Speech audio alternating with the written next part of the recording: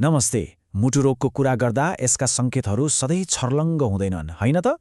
आजको यो विश्लेषणमा हामी यिनै लुकेका सङ्केतहरूलाई पर्दाफास गर्नेछौँ र आफ्नो मुटुलाई कसरी स्वस्थ राख्न सकिन्छ भन्ने बारेमा पनि कुरा गर्नेछौँ।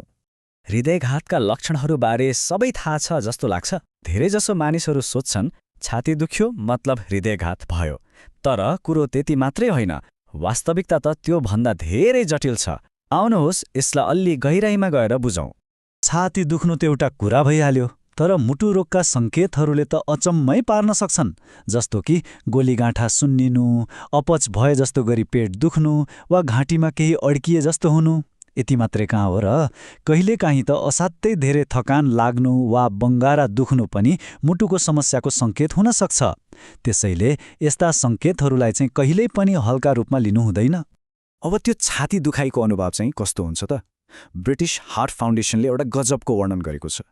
धेरै मानिसहरू भन्छन् छातीमा सिङ्गो हात्ती नै आएर बसेको जस्तो वा कसैले एकदमै कसिलो ब्यान्डले बाँधिदिए जस्तो महसुस हुन्छ रे। सोच्नुस् त, यो कल्पनाले नै त्यो दुखाइ कति गम्भीर हुन्छ भन्ने कुरा छर्लङ्ग पार्छ। अनि एउटा कुरामा चाहिँ विशेष ध्यान दिनुपर्छ है, महिलाहरूमा लक्षणहरू अलि फरक, अझ भनौँ न सूक्ष्म हुन सक्छन्। मेयो क्लिनिकले के भन्छ भने उनीहरूमा छाती दुख्नुको साटो घाँटी, पाखुरा वा ढाडमा छोटो तर च्वास्स दुख्ने अनुभव हुन सक्छ। त्यसैले यस्ता फरक सङ्केतहरूबारे पनि सचेत रहनु एकदमै जरुरी छ। ल, यी सबै लक्षणहरूको कुरा त गर्यौं, तर प्रश्न यो हो कि आखिर यी लक्षणहरू देखिन्छन् किन? यसको जड अर्थात् मुटु रोग वास्तवमा के हो त? आउनुहोस् यही कुरा बुझौं। मुटु रोगहरूमा सबैभन्दा सामान्य प्रकार हो कोरोनरी आर्टरी डिजिज, जसलाई छोटकरीमा CAD भनिन्छ। अब यो हुन्छ कसरी भन्दा हाम्रो मुटुमा रगत पुर्याउने धमनीहरूमा प्लाक भनेको बोसो र कोलेस्ट्रोल जम्मा हुँदै जान्छ। यही प्रक्रियालाई एथेरोस्क्लेरोसिस भनिन्छ। यसले के गर्छ त? धमनीहरूलाई साँगुरो बनाइदिन्छ।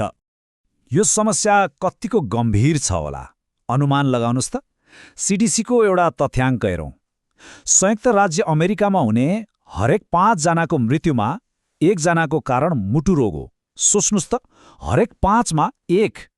यो साँच्चै नै एउटा डरलाग्दो वास्तविकता हो जसले यो समस्या कति ठूलो छ भनेर देखाउँछ।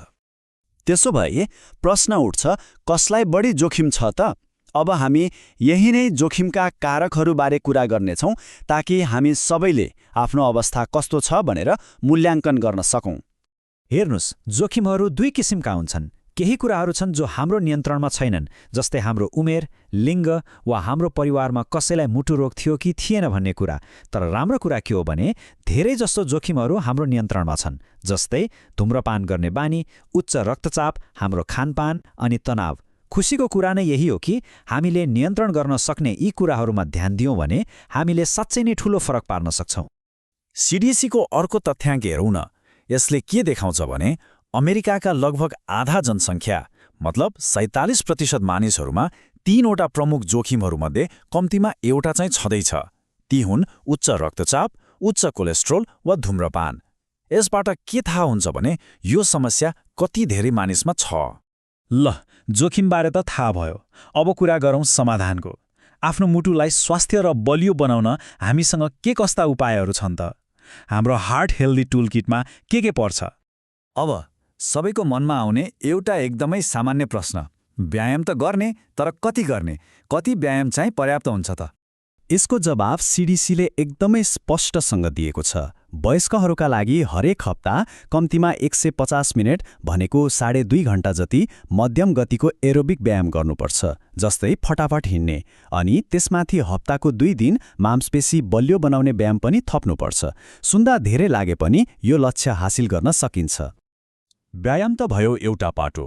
अब अर्को उत्तिकै महत्त्वपूर्ण कुरा हो हाम्रो खानपान। जसरी गाडी चल्न इन्धन चाहिन्छ, हाम्रो शरीरलाई पनि सही इन्धन चाहिन्छ। र हाम्रो मुटुलाई स्वस्थ राख्ने अर्को शक्तिशाली औजार भनेकै हाम्रो आहार हो। त्यसो भए मुटुको स्वास्थ्यका लागि के खाने त? केही एकदमै राम्रा खानेकुराहरू हेरौँ है। जस्तै ओटमिल जसले कोलेस्ट्रोल घटाउँछ, एन्टिअक्सिडेन्टले भरिपूर्ण जामुनहरू, अनि नट्स, गेडागुडी, ब्रोकाउली र एभोकाडो। यति मात्र होइन, माछा जस्ता चिल्लो कम भएको प्रोटिन पनि मुटुका लागि एकदमै राम्रो मानिन्छ। आफ्नो खानपानमा यी कुराहरू समावेश गर्नु एउटा निकै राम्रो सुरुवात हुन सक्छ। ल, अब आउँछ सबैभन्दा महत्त्वपूर्ण कुरा। यदि लक्षणहरू देखिन थाले भने के गर्ने? कहिले चाहिँ डाक्टरको मद्दत लिनुपर्छ? यो तालिकाले कुरालाई एकदमै स्पष्ट पार्छ।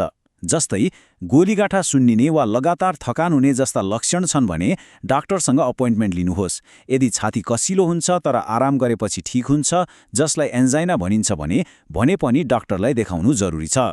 तर र यो एकदमै महत्त्वपूर्ण छ, यदि छातीको दुखाइ आराम गर्दा पनि कम भएन वा दुखाइसँगै पसिना आउने वाकवाकी लाग्ने जस्ता लक्षणहरू पनि छन् भने त्यो आपतकालीन अवस्था हो।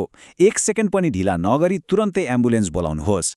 अन्तमा हामीले बुझ्नुपर्ने मुख्य कुरा के हो भने मुटु रोगका ती सूक्ष्म सङ्केतहरूलाई चिन्नु र हामीले नियन्त्रण गर्न सक्ने जोखिमहरूबारे सचेत रहनु। यही नै आफ्नो मुटुलाई सुरक्षित राख्ने पहिलो र सबैभन्दा महत्त्वपूर्ण कदम हो। नबिर्सनुहोस्, ज्ञान नै शक्ति हो। अब यो सबै जानकारीपछि एउटा प्रश्न मनमा खेलौँ। आजैदेखि आफ्नो मुटुको स्वास्थ्यका लागि कुन एउटा सानो तर महत्त्वपूर्ण परिवर्तन गर्न सकिन्छ? एकछिन सोच्नुहोस् त।